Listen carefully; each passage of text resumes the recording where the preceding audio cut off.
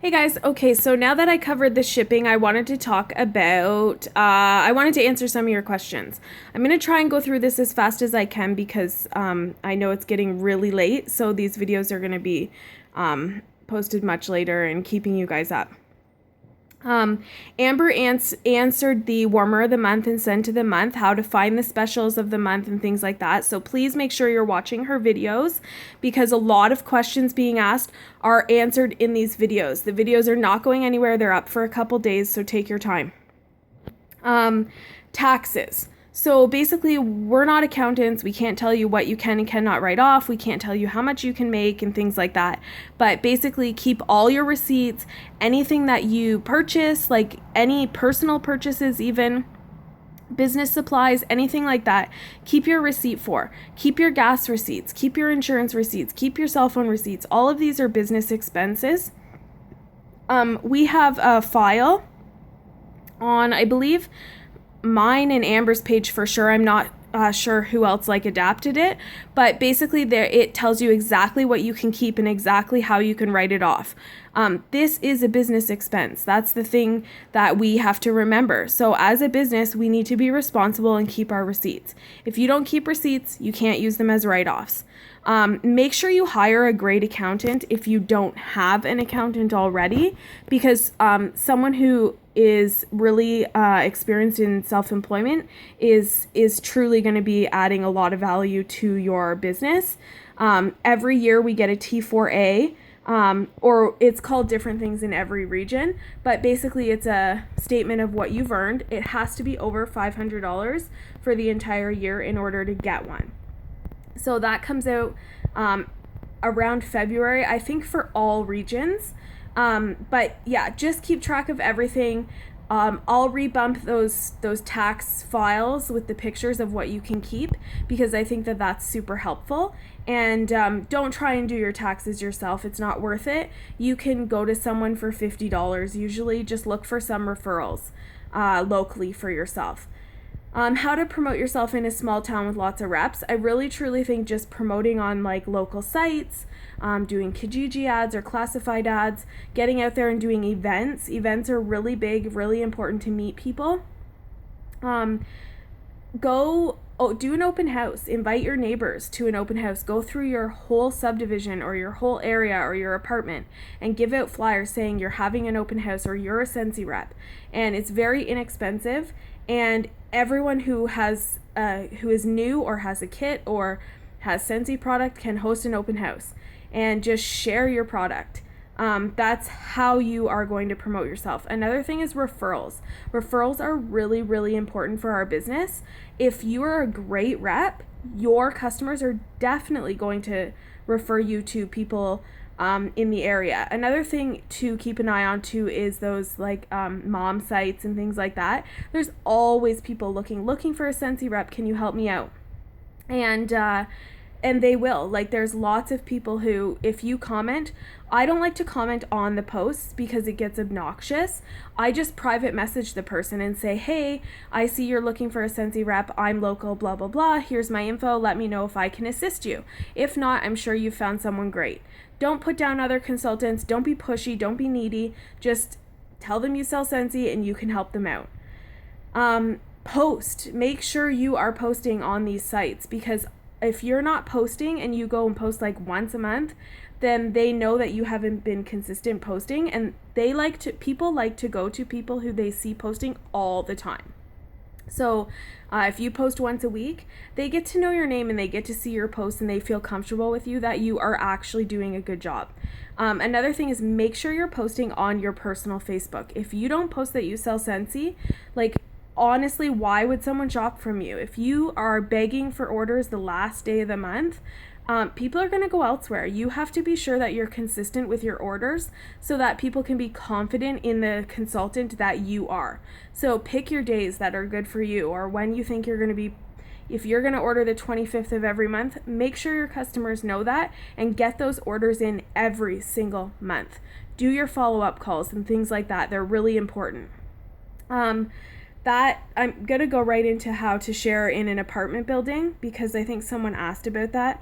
and like a school residence, make up those flyers. Hey, I'm a Scentsy consultant. Here's a sample. Let me know if you need anything. Here's my information. It's super inexpensive, super easy. Attach a product sheet to it and it costs next to nothing.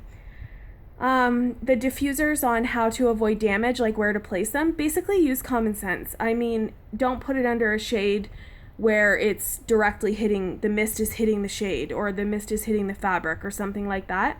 Have it on a table where it's nice and open, or a bathroom counter or something like that. Like, just really, really, truly, honestly use common sense with this. It does mist. As soon as your customers and yourself start using them, you'll see how far they mist up. It's not a really wet mist, so it's not going to soak something. And you don't have to worry about it damaging things either. As long as you're using it, truly using it properly. You might want to put a coaster or like a little decorative plate under it or something like that. But honestly, it's not going to ruin anything. There's been people using them for months and months with no problems. So yeah, just use common sense with the diffusers. I can't really say much else on that. How to know when your sponsor changes and what to do. This is a really good question, because a lot of times, really, the reality of it is people do quit or drop off, and you are going to have a sponsor change. So when this happens, you will see right on your main page in Workstation that who you signed up with has changed. If you click on that person's name, so for example, let's say you sign up under Amber and Amber disappears and you see my name.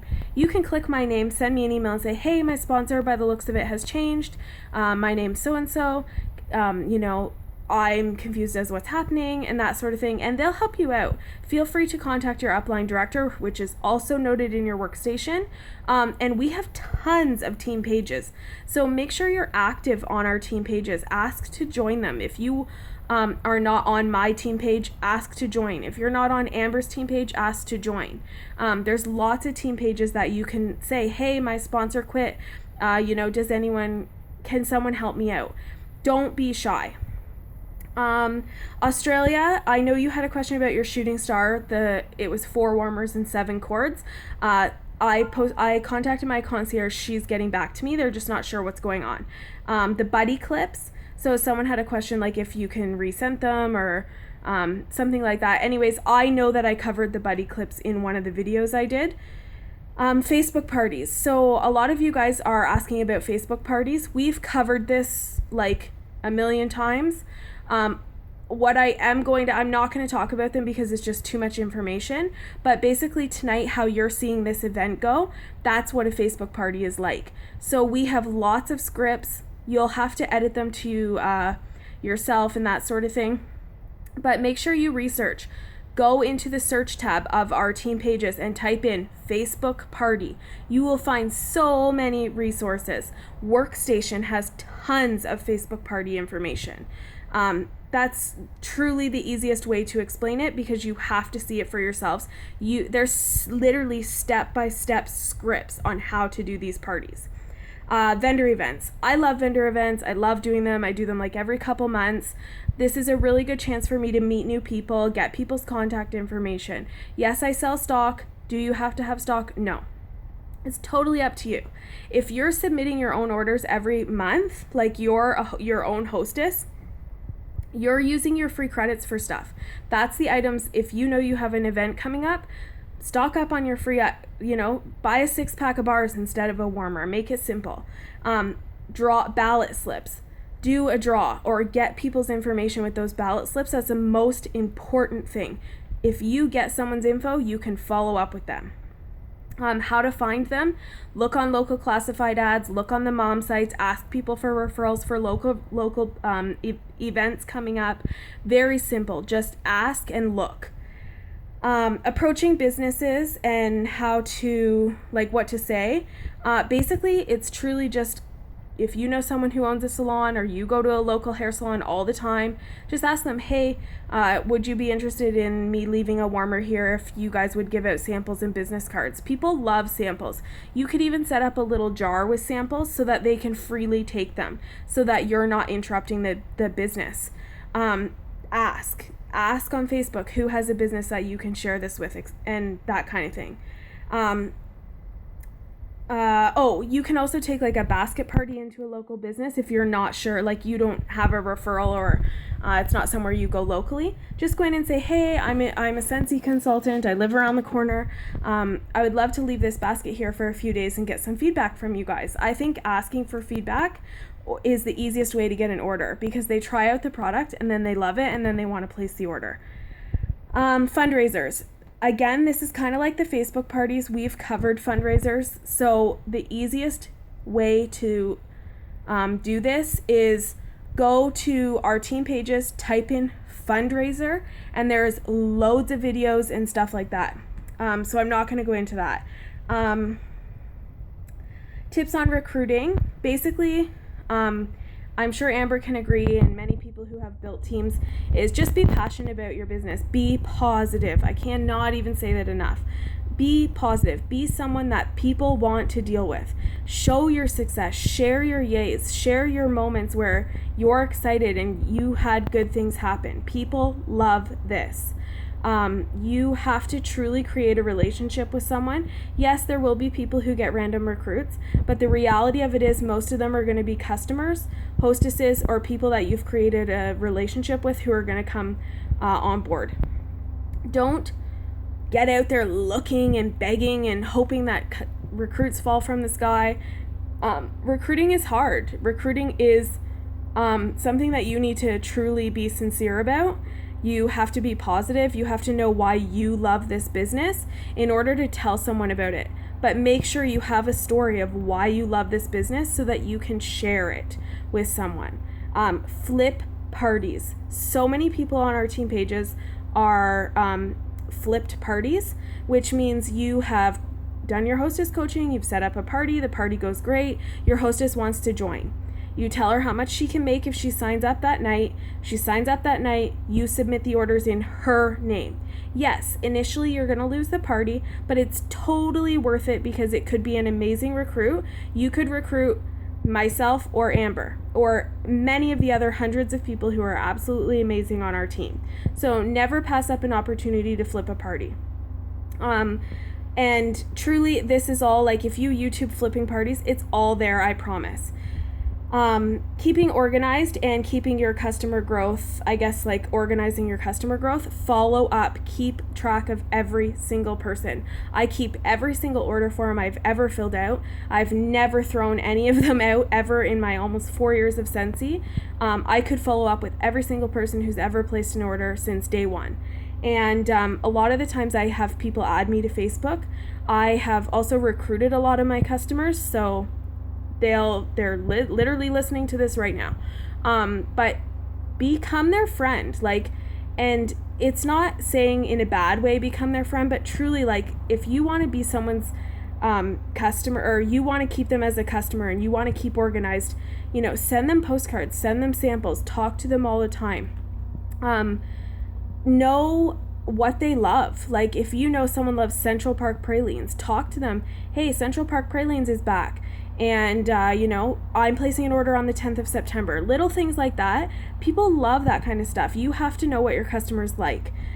Keeping organized. I'm not the most organized person. I don't even think Amber's super organized, so we're not the best at this organizational thing. But I keep lots of notes. Like, as you can see, I'll show you my little book here. I keep lots of notes. As I said, I keep all my order forms. I have lots of files and documents. When I mail out postcards, I make sure that I keep track of who got them, so that for my next round of postcards, I don't send them again, just because I don't want to be overwhelming. New catalogs. So right now I've been posting that I've sent out tons of catalogs. I keep track of who gets those as well. Anytime I do follow-up, phone calls, text messages, emails, anything like that, I keep track of, again, who I've contacted. I keep track of all my hostesses and things like that, and I always follow up with them. So I'm sure that I haven't covered everything, because after Amber has posted her videos, I'm sure questions have come up, but I hope that this was helpful. And again, just comment on this thread if you have any further questions, okay?